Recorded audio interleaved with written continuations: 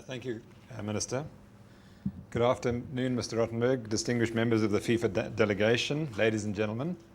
My name is Professor Tim Noakes, and I'm Professor of Exercise and Sports Science at the University of Cape Town. This chair is one of the few industry-funded professorships in sports science in the entire world and reflects the relative degree of sophistication and the importance that sports medicine and sports science are held in South Africa. My pleasant task this afternoon is to convince you that we have the expertise to provide a world-class sports medical care for your footballers during the 2006 World Cup. It's a pleasant task because we've already done it in the past, and we have no problem in predicting that we'll be able to do it again in the future.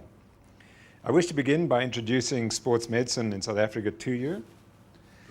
This slide indicates that although sports medicine is a relatively young discipline in South Africa, probably founded 25 years ago, it's already achieved a level of significance on a par with services found in most sophisticated European countries.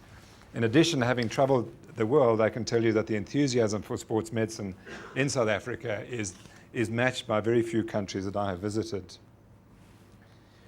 I also indicate that the Sports Medicine Association already provides talented people who provide services to South African sport in international, provincial, club and school levels.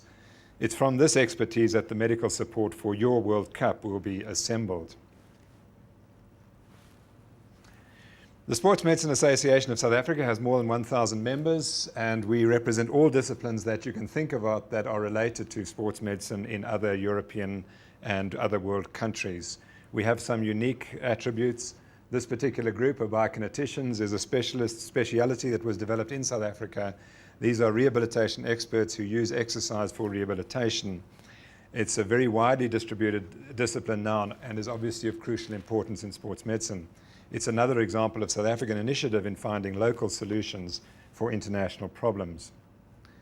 The members of the Sports Medicine Association of South Africa are distributed around the country. We have 9 regional branches distributed throughout the country, indicating that we are not focused only in the major metropolitan areas, but we have branches throughout the country. These branches provide regional sports medicine educational programs and service and expertise to the regional sporting organizations in all the major sporting codes throughout South Africa. Now you'll ask, well, of course, this is all great in theory, but what's the evidence that the members of the Sports Medicine Association in South Africa can provide a decent practical service? And here the evidence is absolutely clear.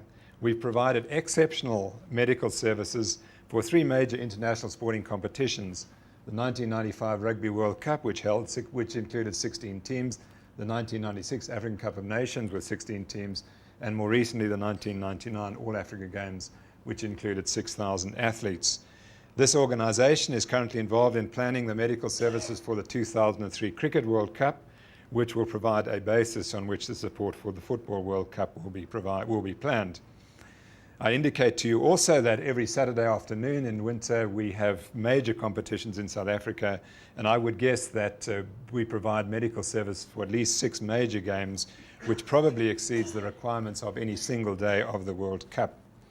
I might also mention that we do research on these World Cups, and research done by myself and Dr. Yakut at the 1995 Rugby World Cup proved that rugby is a fairly dangerous game.